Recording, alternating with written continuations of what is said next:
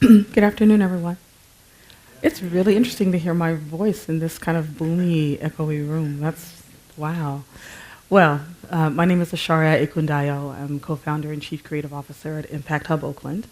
The Brower Center is also the home of Impact Hub Berkeley. If you've not been up to the fourth floor, there is a co-working creative space on the fourth floor, and we are all affiliated around the world with over 70 hubs, creating space and home for social entrepreneurs, impact investors, creative folk, social justice workers, but people basically who are working to bring business development and business design into a space where a more just and sustainable world can come to fruition. I have the honor of having the opportunity to sit here on a panel with my colleagues and my friends whom I've known in different arenas in my life. And I think one of the things about social entrepreneurship is that you've had lots of lifetimes, and maybe you all can relate to that. I like to start conversations around everything with an honoring of those who have come before us. And so I want to invite you all to, one, come closer, if you would. If you feel inclined to get up, it would be nice to have your energy closer to us. And then the other people, come on down, come. Like, come on down, move a little closer. And I am going to also invite you to honor and call in anyone into this space and literally into this room, into this container, and into this bowl of a container, who has influenced you, inspired you, believed in you, supported you, fed you well, taught you something into the space. And we do this because no one is here by themselves. No one is here by themselves. And being someone who has lived as a community activist and organizer and artist for most of my life, sometimes it feels really lonely. And when I talk with my other co-directors and founders and organizers, we talk about loneliness. But actually, none of us walk into any space alone. So this tradition of pouring liquid from one vessel to another runs through many cultures. I am a cultural worker, and I try to find places in the intersection where we can be together. And so we pour liquid out for those who have come before us, for our grandmothers and grandfathers. This is a call and response kind of conversation, just so you know. If you agree with what I'm saying, you can respond with whatever word means that you affirm that it is so. Some people use the word ashe, they use amen, they use aho, they use lots of, they just say word, like I agree. They just, So we pour a little bit out for our grandmothers and our grandfathers and all those people who taught us well and fed us well. Ashe. We pour a little bit out for those who are here now doing this work on planet water, as my brother Brock Dolman talks about. For those who are in the room who teach children and who remind us to remember that we are all part of this ecosystem and that we are interdependent upon one another, that we cannot actually survive this planet without being linked to one another. Ashe. And then we pour the last bit out for those who are coming, for those babies and children and beings waiting in the wings and the stars and the universe, listening and just waiting until they come, for us to teach them, and that we ask and hope and desire that they call our names with reverence in the same way in which we call the names of our grandmothers and grandfathers and sisters and brothers and friends in reverence, yeah? So, Ashe. So this cycle of life, this pouring of water on planet water through this water body, where everything on this planet needs that element to survive, is really about the activation of the circle, of the creative, of the one, of the movement, and of the flow. And so this bowl of water I will use to water a plant outside, or if I find one in the building that needs some, I will, but more than likely I'm just going to go outside and find a tree. and in that way we honor those who have stood with us and continue to move with us and feed us and breathe us. So I want to invite you, as we talk with these three people, to take a breath with me, to be inspired.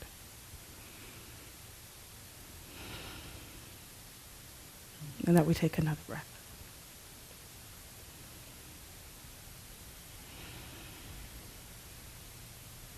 And one more.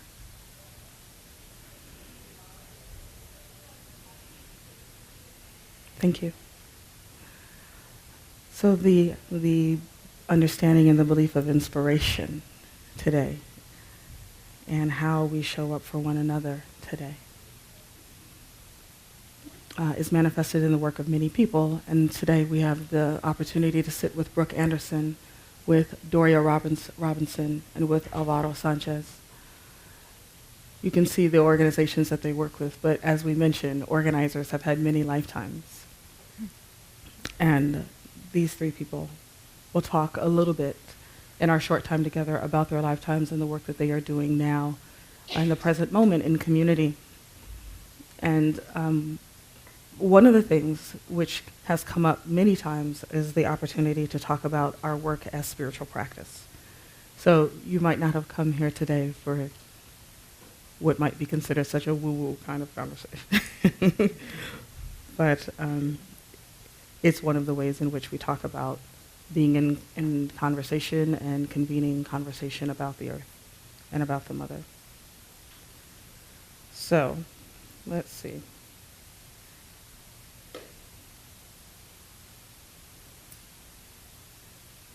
I thought that I would integrate a conversation through technology today, in which we all possibly have one of these little computers that we carry around, and the work that happens with those of us who code and create space and opportunities for to talk to one another.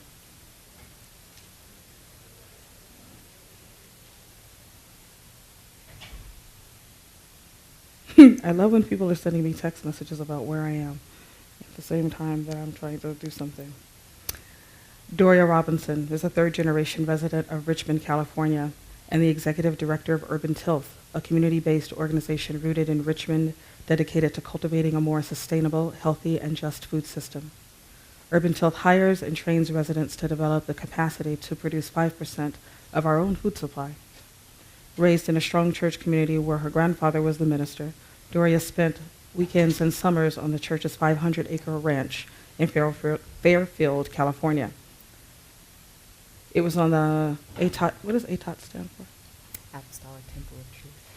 Apostolic Temple of Truth. It was on the ATOT ranch. You're going to have to tell me what that is. Apostolic Temple of Truth ranch, where she was taught her first strong lessons on the power of cooperation economics by her grandfather, Elder Vernon Robinson. Doria has also worked on organic farms in western Massachusetts, where she attended Hampshire College, a veritable vegetable woman-owned organic produce distribution company, real food company, and mixed nuts and food co-op. She's a certified permaculture designer, bay-friendly gardener, nutrition educator, and yoga instructor. She is the founder of Sanctuary Yoga, a Girl in Her Bike blog, and co-founder of the Richmond Food Policy Council, and a collaborator in the Rich City Rides and the Real Rich Cycling and Civic Pride organization in Richmond, California. I really could go on and on and on about my sister friend, Doria Robinson. But one of the things that I would like to talk about today is what it means to take a breath and a rest, because she just returned from a real vacation. And that's something that organizers don't do often. She lives in her neighborhood she grew up in Richmond with her 12-year-old twins. So you all welcome Doria Robinson to the Brower Center today.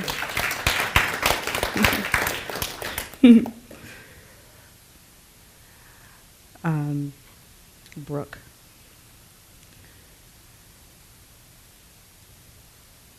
Let's see here.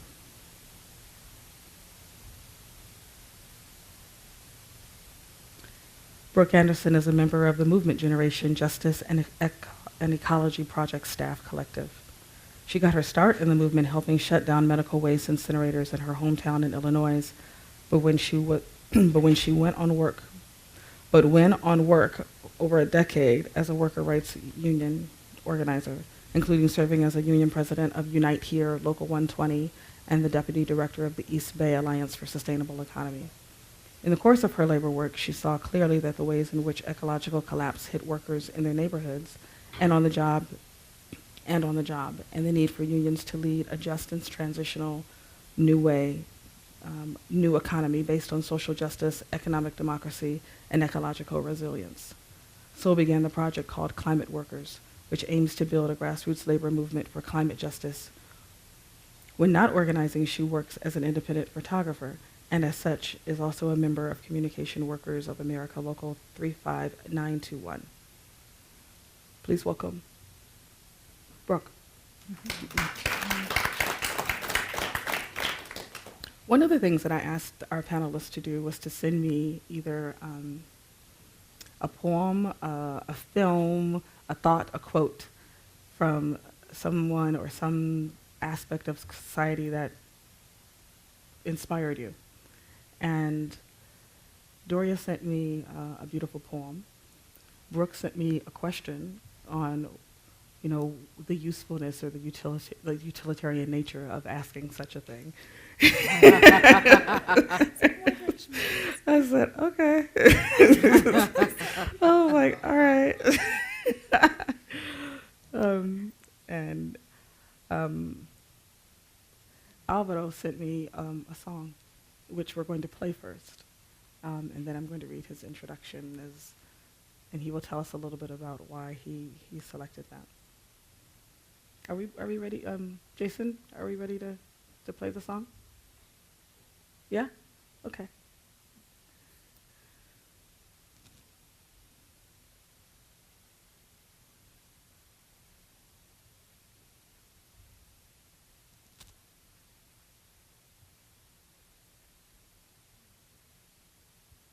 I don't think there's any sound.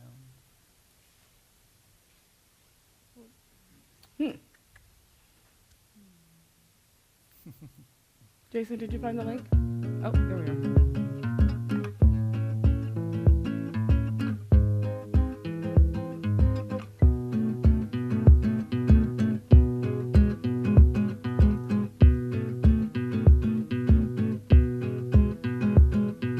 ¿Cómo es que te vas, Salvador, de la compañía si todavía hay mucho verdor? Si el progreso es nuestro oficio y aún queda por ahí mucho indio que no sabe lo que es vivir en una ciudad. Como la gente Que no ves que eres un puente entre el salvajismo y el modernismo. Salvador el ingeniero, salvador de la humanidad.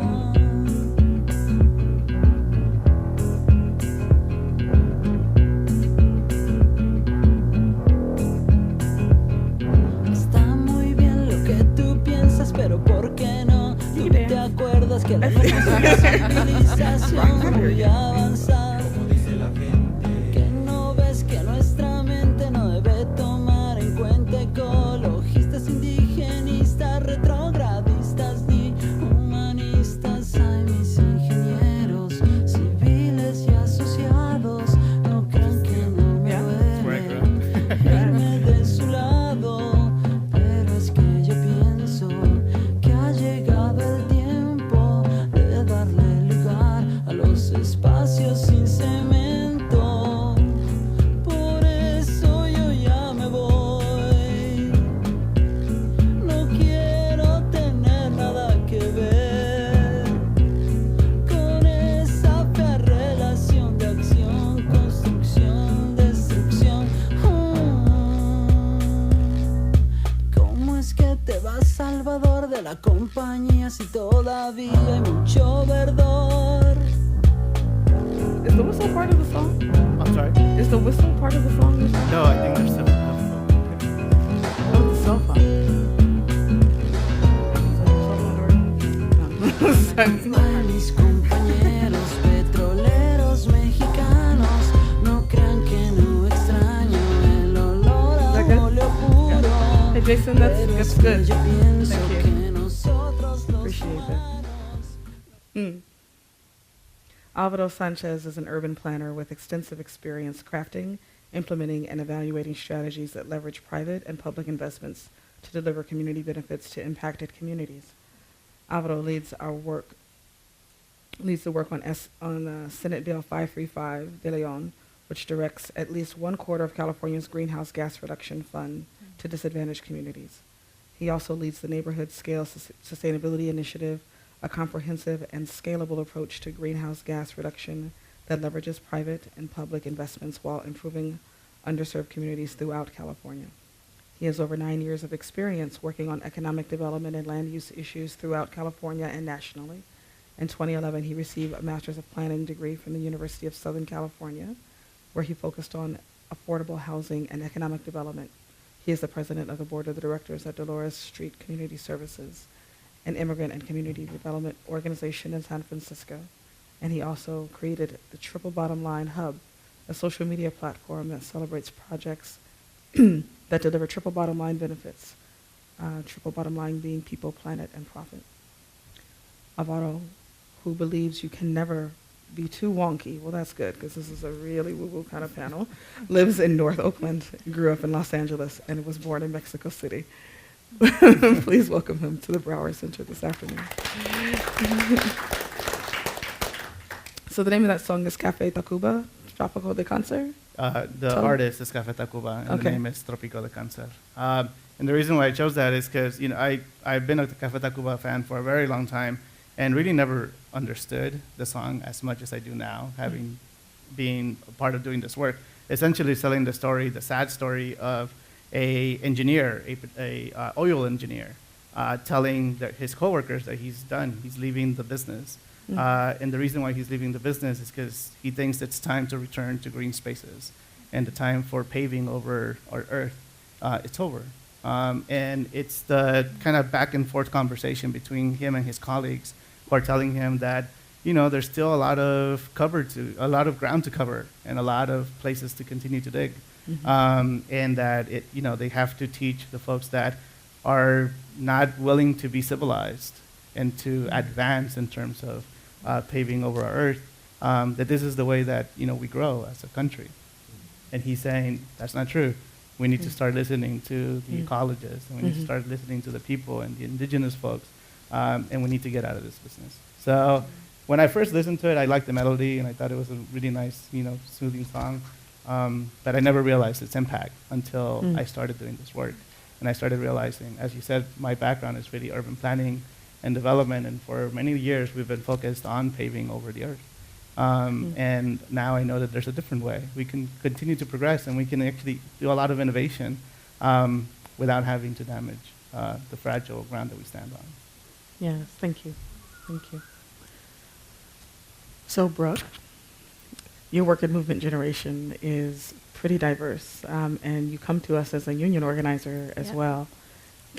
Let's talk a bit about the nitty-gritty of how movement generation works in such a diverse manner in society and community here in the Bay Area, in your work. Cool. And I failed in my first task of the song or the poem, but if I can offer a brief quote. Please. If that's okay. I was thinking this week, a lot of folks know Eduardo Galeano passed away this week, Uruguayan author, and in reading through all the quotes this week, I was thinking about how deeply his work impacted my understanding of the extraction and plunder of both our natural resources and labor, our human labor, and was reading one of the quotes that said that religion says our body is a sin, science says body is a machine, advertising says body is a business, and the body says, I am a fiesta. And just that quote has been on my mind a bunch about how much our both the Mother Earth as a planet, and then our own bodies get taken and get extracted from, and really just appreciating him as an ancestor and one of the folks that informed my thinking and movement generation's thinking, and so much of the good thinking that comes into our movements. But to speak a little bit about movement generation, I am part of the Movement Generation Justice and Ecology staff collective, and we work in a ton of diverse areas. So we have folks who work doing leading permaculture for the people courses and leading earth skills training, so who are working on teaching folks in our community how to put up rainwater harvesting systems and how to install compost toilets, to how do you grow mushrooms, to how do you make medicinal herbs, right? We have other folks who are out there organizing cultural workers and taking cultural workers from DJs to screen printers to poets to storytellers through retreats about the roots of the ecological collapse, and then helping them go out into the world and create beautiful production that tell our stories, both about how that's impacting us, but also what the resistance to that looks like, right? We lucky to have folks here in the room who we've partnered with. Doria Robinson is, through Urban Tilth, is on our planning committee. Brock Dolman, I see from OAAC, Accidental Arts and Ecology Centers in the house. So, we work with a lot of folks out, both in the Bay Area and then nationally. We're part of founding the Climate Justice Alliance, which is really aimed at working to align grassroots communities who are on the ground fighting for what we call a just transition to a new economy, aligning their strategies nationwide. But would this be the time to go into a little bit of my work, or shorter? Yes, okay. No, go ahead. So I grew up in southern Illinois. I grew up in the midst of, if you ever think of what monocropping and big agriculture looks like, just hundreds of miles of soybeans and corn. That's what I grew up in the middle of, and grew up daughter of a single mom who raised me and taught me, was definitely not an activist, not necessarily a progressive, but taught me good values. And when I was 17 there, I ended up in the middle of a fight around medical waste incineration. There was a dividing line in our community. It was called University Avenue. And it was literally the black-white dividing line in my community, so much so that the buildings that were on one side of it, on the white side of it, didn't have doors that even faced the other side. It was the racism of the community was literally sort of architecturally encoded in how the streets looked. And the medical waste incinerators in that community, when they would burn, plastic IV tubing, bags, anything like that would release dioxin into the air. And folks may know what dioxin does, but it's incredibly toxic. And ended up in the middle of that fight and learning how to organize, and actually was thrown the challenge of what would it look like as a younger white person to actually try to go organize white folks in my community to stand in solidarity with the mostly working class African American community that was fighting those medical waste incinerators. And nothing to do with my efforts, but the long-standing battle that folks had fought. They were able to shut down those 2 medical waste incinerators. And all of a sudden I was like, nobody had ever used the word organizing, activism, protest, nothing. We were doing surveys, we were filming the plumes, we were just having house meetings. But all of a sudden I was like, whatever we just did, it works, and it's what I want to do for the rest of my life. But I ended up, because I needed a job, ended up working for a union. I was organizing graduate employees at the University of Illinois, later became a president of a union of nonprofit employees in Illinois, and out here ended up doing union organizing. And one of the things that I found in the work that I was doing with workers is that in every fight I was in, the terrain of struggle was changing as a function of climate chaos. So when I was organizing housekeepers who, when they stood up for their rights because they weren't getting paid a living wage on the job, had their employer put them in the attic and tell them that ICE immigration was outside, and that we organizers had called immigration on the workers. Workers who had 30 of them fired and demanded to show their papers and told they had 24 hours to produce paperwork that showed they had the right to work in the U.S. Workers who had federal immigration agents called on them and show up at their door first thing in the morning for the right to organize. These workers fought so hard to get their basic wages under the law, but the hotel would say, has anybody stayed in a hotel and seen those, like, don't wash your towel, save water, right? So they put that out. We're green, we're friendly, right? And then fired laundry workers, like they'd been wanting to fire all along, because if we're not washing as many towels, we don't need as many laundry workers. Bye-bye, we'll save the profits. Our profits go up, right? When I was working with truck drivers at the Port of Oakland, if folks have ever seen those big cranes that bring cargo into the Port of Oakland, we desperately needed clean air regulations in the state of California, and West Oakland did in particular. You can just run your finger along a window in West Oakland and see the soot, the diesel particulate matter, right, on the windows, and horrible incidents of asthma and cancer. Well, in that neighborhood, would frequently look at drivers and say, these drivers are driving through our neighborhood bringing dirty trucks. And the drivers themselves were breathing in the worst of it. The diesel particulate matter in their trucks was 5 times as much in the surrounding neighborhoods. So we'd see neighbors suffering from asthma and cancer pitted against workers who needed a job. And when we won clean air regulations, because these drivers were independent contractors, instead of Walmart, Target, Home Depot, the big multinational corporations that they worked for, buying new, green, clean technology to haul these goods, they required the drivers to. These drivers were working 15, 16 hours a day. Many of them, there were no bathrooms in the port, and so drivers had to pee in a bottle. Women drivers had to wear diapers. We had a driver who had to have bladder reconstructive surgery from holding it. These drivers were making $15,000, $16,000 a year, so little money because they were independent contractors and paid by the load, not by the hour. These drivers were asked to buy new trucks, and 800 of them lost their job in one day because they couldn't afford $100,000 new trucks. And so I saw when you put the burden of the transition of what we need to pull us back from the brink of ecological collapse on those who've contributed the least to that collapse, there is no justice in that. Similarly, you know, I'm part of a campaign for recycling workers in Alameda County. So every time you throw something in that recycling bin, from our perspective, it's like it goes away, right? It goes away somewhere. But we know that for those workers, there is no away. I've actually been to their recycling sorting line where they're sorting through dog feces and asbestos and condoms and needles and getting paid $10 and $11 an hour. And these are our climate heroes. These are the workers who are getting us to our zero waste goals that we desperately, desperately need. And they're not getting fair wages. In fact, when they fought back to organize, they were fired for not having papers, right? And so we see every time that there's no justice when the changes that we're pushing to bring us closer to ecological balance actually fall on the backs of those workers and widen income inequality. And so we started a project at Movement Generation called Climate Workers that's aimed at building a grassroots labor movement for climate justice.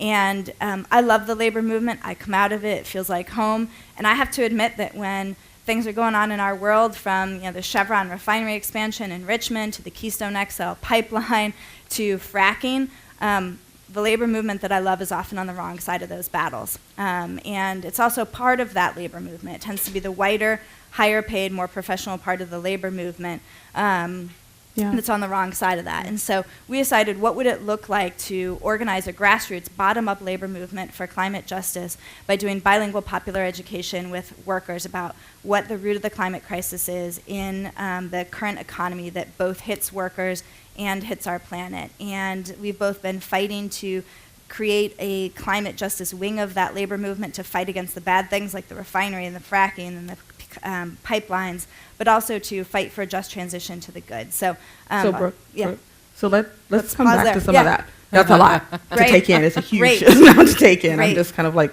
swimming with the amount of conversation that can come Great. out of this. So, Doria, let's talk some about the work that you've been doing since you were a child, really as a food justice worker, and educator and parent in Richmond, and obviously across the country as well, and across the planet.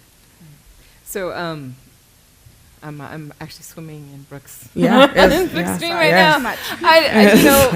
I get so excited about just having this amazing opportunity to have made real relationship and been in the presence of the collective of Movement Generation and the work that they're doing. It's extremely deep. And they've actually been informing the work that we're doing for the last almost 6 years now, training our youth from Richmond in permaculture design with OAC, and really doing some phenomenal, very, very deep work. So in Richmond, Urban Tilth is an urban agriculture organization. We grow food. We train local youth to grow food. And actually be the leaders of that movement. Oftentimes you see in urban agriculture movements, people who just love growing kind of come into an underserved community and kind of be like the missionaries of this movement, kind of that same kind of missionary style of we're going to bequeath this great knowledge upon you, and you can come to us and we'll give it to you, but you always have to come to us in order to get it. Urban Tilth kind of turns that whole dynamic on its head and says, the knowledge on how to grow and how to be in right relationship to the earth is a knowledge that we all have as human beings. And there shouldn't be anyone who keeps that in a way that makes it so that we can't ourselves actually have direct access to it. And that we all, especially in Richmond, a community of migrants from the South, the southern United States, as well as the South, Mexico, El Salvador, Guatemala, we all have come from this agricultural roots. We have our grandmas and our aunties and our moms and our grandfathers who, you know, had those tomatoes in the backyard or grew up on a farm or kept chickens.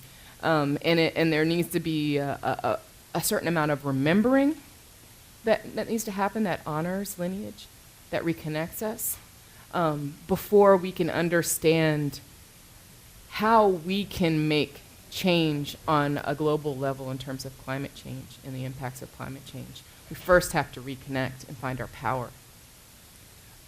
So Urban Tilth runs 13 different school and community gardens across Richmond. We're embarking on this incredible journey of building our first 3-acre urban farm in North Richmond.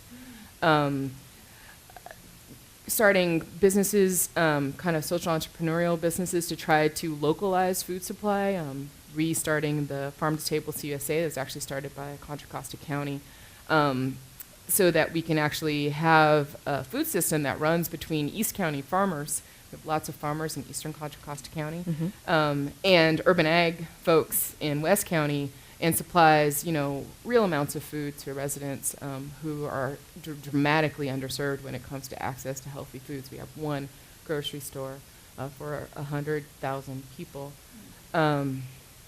And in the area of North Richmond, around where the farm is going to be, there are no stores, only 2 liquor stores that serve liquor and chips and candy. So we're on this incredible journey to kind of, you know, from ourselves up, change the circumstances that we live in. Actually, take a community that most people try to run from, right? When you're born into Richmond, the first thing you want to do once you know, get a little bit of access to power or thoughts or ideas is try to get out. We're trying to change that dynamic and actually have a group of young, powerful kids who are kind of growing up into adults, into the elders that we need, who are saying, we don't need to run away and get out, we actually need to hold a line here. And there's something important that we need to be doing here, not just because of the you know, just amazing, powerful, depressing state of, you know, food access, but we're also standing here in front of Chevron, you know, or the refinery, and there needs to be a line that's held here, you know. There needs to be somebody that's saying, you know, who owns the air, and what is this impact, and don't I have something to say about what's going on here and how it affects my body, and in a larger sense, how it affects the earth. And, you know, there are other communities like us Richmond, all across the world, in Ecuador, in Africa. And can't we all stand up and hold a line? So Urban Tilth has been kind of cultivating this kind of systems thinking through the working of the soil, because if you've done any kind of growing, if you've done any kind of organic agriculture or organic gardening, you have to think in systems, because everything is affecting everything else. And it helps you to imagine other ways to think in systems, right? I've, as we were kind of said in the beginning of the intro, and I'll kind of close with this, and we can ask more questions later. I'm third-generation Richmond resident. My grandparents and great-grandparents moved to Richmond from Louisiana, and we've been literally in the same neighborhoods for the last 3 generations, since the 40s, and have just a profound dedication to this strange place in the Bay Area. And there's something to be said about feeling like you belong to a place on Earth. You belong to a patch of soil, that you are accountable to it. And I think that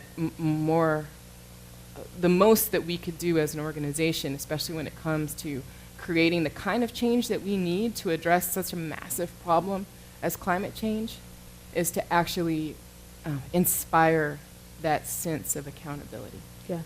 In everyone, wherever it is that wherever you find you belong. But that sense of accountability to a place, to a patch of soil, to air, a place where you stand up and say, you know, I'm holding a line here. You know, I'm going to be accountable here. So yeah, we can ask more Thank later, you. but Thank you for that. Alvaro, I want to go back to you being raised in Mexico City Okay. and space and place and how we talk about the creation of safe spaces for us to do our work, or to the need to leave space in order to do your work. How did you come to be here in California? I came to be here in California through the way that many other, have, I came to the U.S. With my parents. We came seeking better economic, prosperity. Mexico is going through very hard economic times and hardships, my family included. And my parents thought that we would have a better opportunity here. So we came, I was 12 years old. And I came for a visit, and then that visit just turned into 20 years. Okay. I've been living here. So yeah, I was undocumented. I came in as a documented tourist, overstayed my visa, and then I became undocumented. I always liked. I like saying the fact that I was undocumented because a lot of folks have never actually met someone who's undocumented. Or they don't know that they've met someone who's yeah, that's right. Or they don't know. I know a lot of undocumented people. So, I went to high school in LA, East LA, and it was a great experience there. I really didn't understand just how difficult it actually was to make it out of East LA from Garfield High School and to go on to college. I wasn't able to go to college, and I had to scrounge around and go to community college immediately. It was just too expensive. California made some changes in their policies, and I was able to go to UC Santa Barbara and pay in-state tuition, still as an undocumented student. But we weren't afforded any grants or any kind of scholarship or financial assistance. I worked three jobs. My dad helped me pay for school. Yeah. Ended up getting through it. And it just kind of it showed me that with my community and the space that they created for me to actually succeed and prosper and pursue the goal of higher education, as you said earlier, I didn't make it here alone. Yes. I didn't make it to California alone. I didn't make it to the stage alone. I had a lot of people behind me. And as it relates to this topic, I think that, a lot of communities, the work that I do at Greenlining Institute is on directing the revenue generated by the Greenhouse Gas Reduction Fund, which is essentially the cap on the biggest polluters for the pollution that they emit, and generating a source of revenue to get us back to 1990 levels of greenhouse gases. So when that passed, there was no equity components to it. There was nothing that said where you had to spend that money on what you had to spend it on. In 2012, something called SB 535 by Senator Kevin De Leon was passed, which directs 25% of that revenue at minimum to disadvantaged communities. And this year is the first year that money is going to be spent on these disadvantaged communities. We're talking about $272 million that will finance things like urban forestry, energy efficiency, solar, affordable housing, clean freight, electric vehicles for low-income folks. And next year, we're looking at a revenue source around $500 million going. So a lot of folks actually don't know that this is happening because it hasn't taken place yet, actually. Right. But this is a change that the state has decided to do, and it's actually leading in kind of showcasing a model for doing environmental equity work that we hope really is successful, is implemented well, and it has the type of outcomes with the help of folks on the ground like you all that can have the dramatic change in communities like Richmond and communities like Wilmington and East LA that have for so long been the worst and first hit when it comes to climate change. So we're working with a large coalition of nonprofits and doing the work to try to really make this a successful model that can be exported to other states and to the federal level as they think about methods and mechanisms to reduce greenhouse gases, and especially as they think about mechanisms to produce revenue that can do that. Yeah, So yeah. in the terms Thank of you. not being too wonky, I just No, it's good. It's good. Well, I mean, the connection that's being made here is both historical, cultural, and political. So, Doria, I know that you were also the co-founder of the Richmond Food Policy Council. and you didn't talk very much about that, but it's a particularly important aspect of the creation of safe space and conversations on equity, which all of us are talking about all of the time. And I would say, as a parent myself, cultivating a sense of equity and cultivating a sense of social justice consciousness you're brought up with that. Whether or not you know it or whether or not they use words like, oh, environmental justice activists or any of that, you are taught that by someone in your community. Doria, can you speak a little bit about the Food Policy Council and the work that you all are doing, particularly as it relates to the Chevron expansion in Richmond? Right. So I don't know that the Food Policy Council really relates to the Chevron expansion, Okay. but I think it's important work because, Yes. As a urban agriculture organization, we realize that we can make these really deep impacts on, kind of small groups of folks that we come in contact with through the summer apprentice program or through these different gardens. And in small groups, we mean like a few thousand people every year. 7,400 was our number last year of people who participated in our programs. But that's still not the 100,000 that's in Richmond, right? Right. And we wanted to figure out how we can kind of scale up this conversation that we're having about getting people access to fresh whole foods first, and then the next step is fresh whole foods locally and organically, but we got to start somewhere. And the Food Policy Council was the way to really talk about that. Like, we need to get out of, while focusing on Richmond, how can we think about the food system, right? And we spent the first couple of years kind of all volunteer, 30 different organizations and agencies, including having sitting members from the city, the mayor's office, and county health, and as well as a good number of just residents, thinking through what is our food system, how do people get food, do we really only have one store, and Right. what does this landscape really look like, and then how do we kind of move into that and start to make changes. After a long time, we kind of narrowed in that one of the ways that a lot of the kids in Richmond get their food is through the school system. Of the over 22,000 students in the district, just in Richmond, something like 90% get 2 meals a day, 2 of their 3 meals a day at school. And so if they're not serving any whole, fresh foods at school, or the ones that they're serving are poorly prepared because they're not really set up to deal with fresh food, they're not getting fiber. They're not getting, high nutrient dense, food. And so we went after that. So we have the campaign running now to basically put a salad bar in every school, which, immediately, it's such a simple thing, but systemically, it will create a back end within the food service the food service of the district to basically be able to deal with large volumes of fresh produce.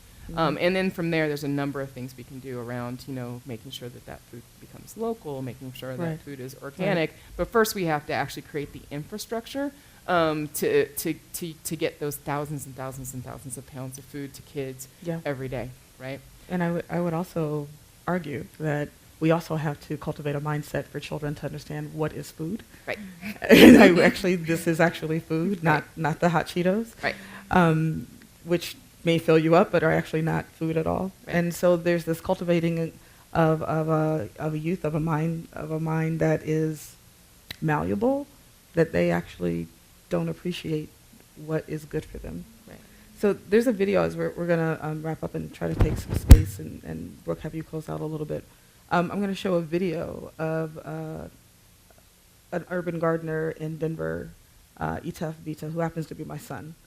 Just disclosure, he's a master gardener and he's a teacher and he teaches children how to grow food. So we're going to play that video right quick as it relates, Well, there's a lot of them. Let's see which one you came up with. It's called Wheatgrass is the name of the song. But there are a few versions of it. Look for the one that looks more like a video, not like fourth graders singing this song. We just can't see it. We can hear it, though. Hey, man, you see the police is going to swoop that brother up off his feet, man? Already, man. The cops have been hot on the block lately, man. It's craziness, man. Man, I'm about to roll up in here and get some chips, This man. is the corner store. Nah, brother, you ain't even got to do all that, lived man. in Let me for show you 20 why, years dude. in Check Denver. this out right here. You must cultivate the earth.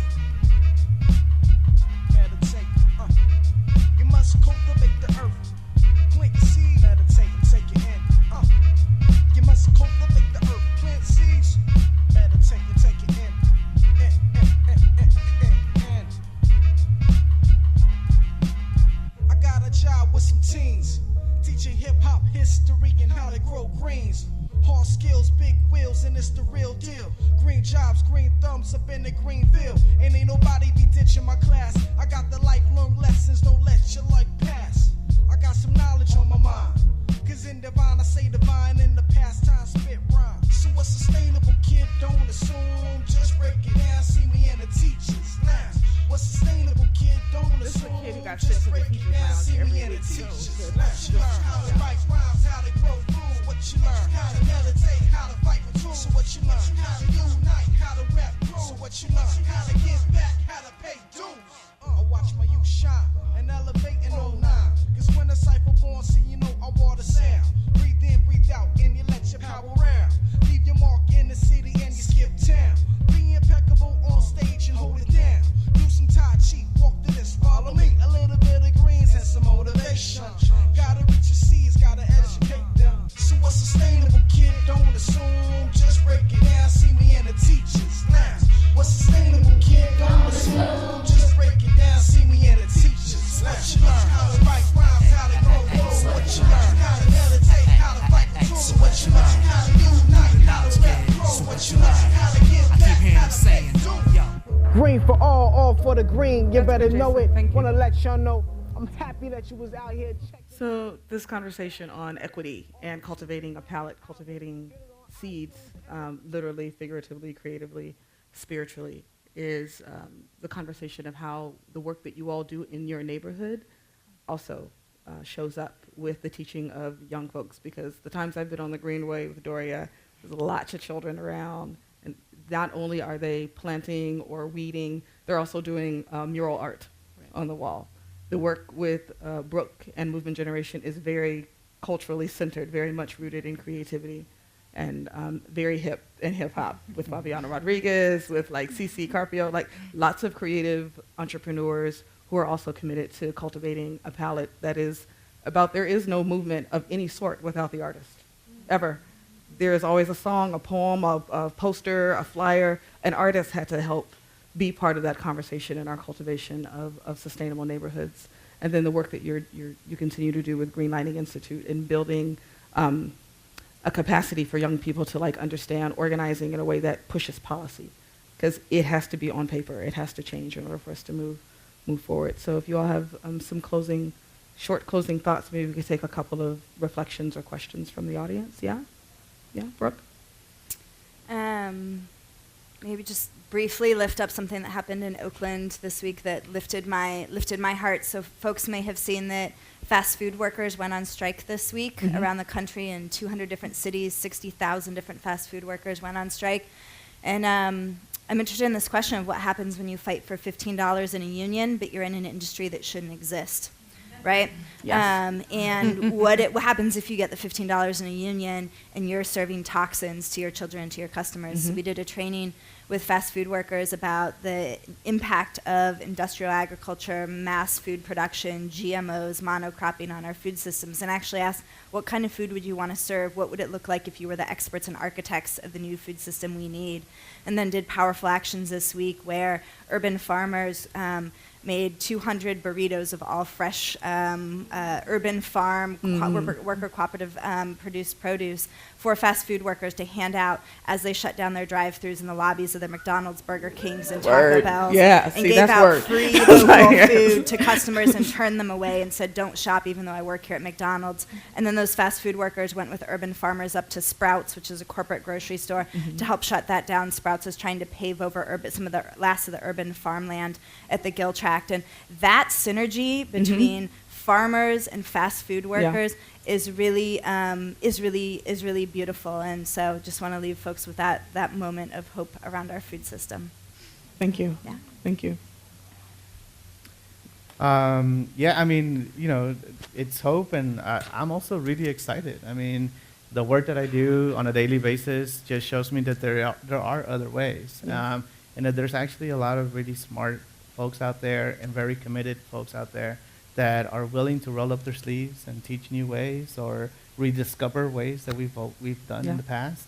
As someone who works on policy and someone who works on systems change, I rely on the videos and the culture and tapping into our cultural heritage for me to be re-energized, but also to show a different style of environmentalism. One that doesn't Yes. look the same, that's just about conservation, but one that is also about economic development, and it's about placemaking, and it's about culture, and it's about different people coming together and finding those synergies and working with each other towards the same ultimate goal, which is, I think, just creating more prosperous communities and room for folks to share space that lifts them up Yeah. together. So Thank you. I'm just hopeful. Doria? I just think, just wanted to underscore the truth of the statement you made about this is cultural change that we need to make in order to make, in order to impact climate change, we have to culture change. Yes. Because it's been our culture that's gotten us to where we are today, the culture of extraction, the culture of, ever increasing profit as if we live on an ever increasing earth. And we need to rethink that culture, and not just rethink it, but start practicing a different culture. And we need to entice people into that. People aren't going to do what's stressful and difficult, and No one wants to save the world if it's not fun. No. No. So No. we actually have to think about what are those things that make us addicted to things. What are those things that make us just wake up and just need to do it? How do we change the default in our world to a default that's regenerative, that is self-sustaining? It's cultural change. It's a cultural change. Thank you all for joining us today. Thank you. Yeah. Thank you. So we can take one or two a comment, a reflection, a question. Anybody have anything they'd like to share? That is my son. I'll talk to you afterwards. It's on YouTube. He has several. Yes, I'll write it down for you. No worries. He's also here next weekend, actually teaching class. It's in Oakland. Oh, as in Oakland. He's like here. It's not in Berkeley, but yes, in Oakland. Yes.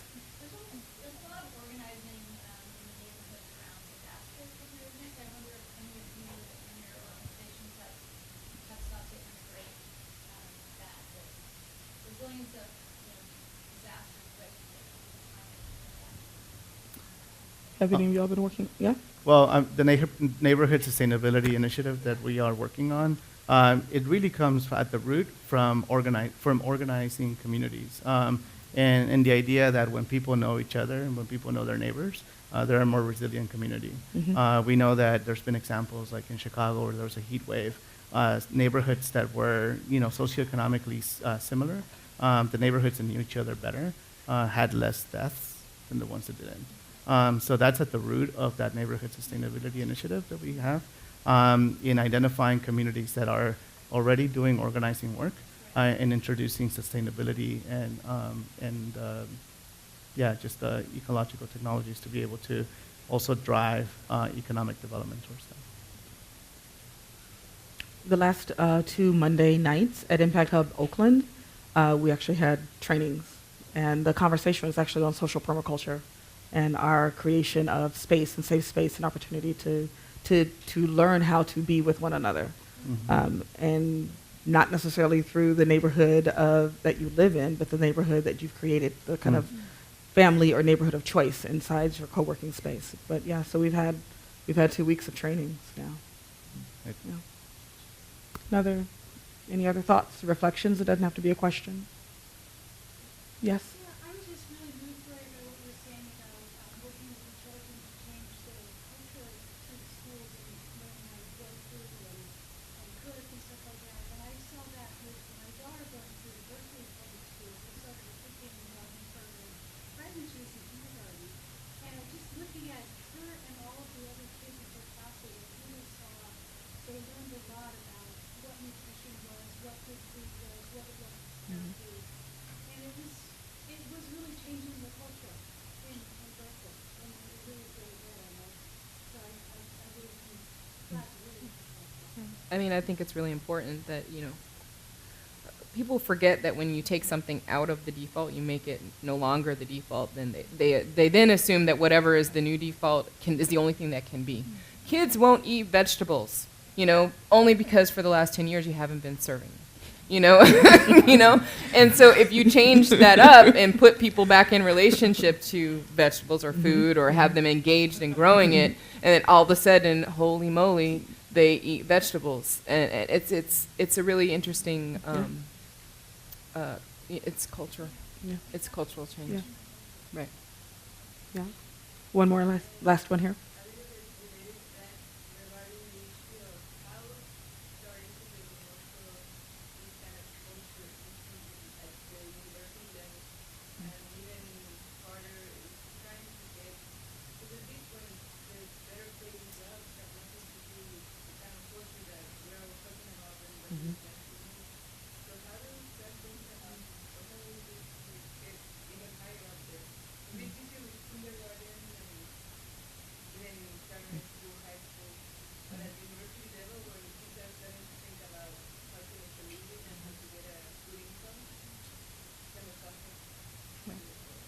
I had a great conversation with a woman who's involved with the Guild Track yesterday. She was wanting to be in conversation with the UC Berkeley and the university around what they could be using their research area of the Guild Track for, instead of the GMO research that could do, kind of like research that would actually support this just transition. There are many, many questions that we could kind of be looking into to help us make this transition, things we don't know how to do yet or forgotten how to do, that we could be kind of focusing those, scientific minds on instead of, synthetic biology or GMO things and creating glow-in-the-dark flowers that probably already exist in some rainforest community that we're destroying. But I think that we need people thinking in those arenas, right? And actually helping to redirect the conversation towards things that are self-sustaining, towards the questions that we need to be asking, or the things we need to be remembering.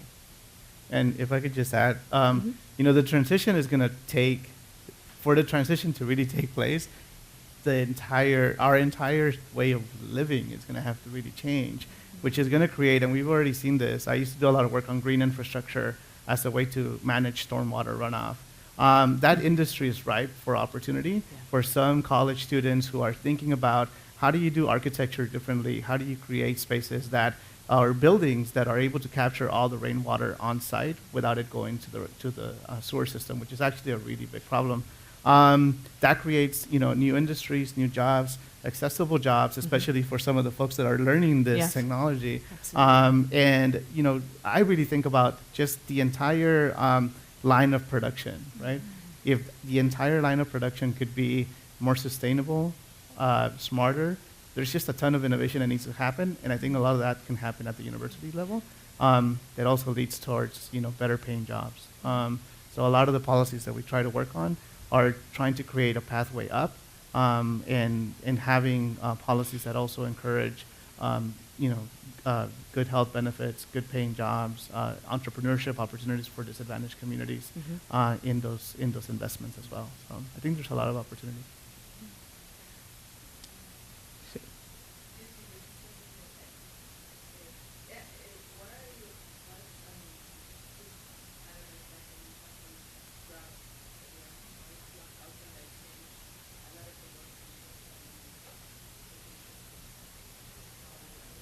I mean, for us, we've always tried to approach our work knowing that we live in a place with very little water, right? So, I think what it does to us is make us hyper-conscious that we need to be talking more about what we've been doing already, like the drip irrigation, the water catchment, the gray water reuse, the incorporating that into every single thing that we do, and then advocating for things or bringing up into conversation things like, well, why isn't our building code, ecosystem specific? Why do we have houses in the Bay Area or in Los Angeles that don't require water catchment or gray water systems as a part of the building code? I mean, I think that we can be on the forefront in terms of, showing what different things are out there in terms of existing technologies and whatnot. And ways to grow where you don't have to use a ton of water. Yeah.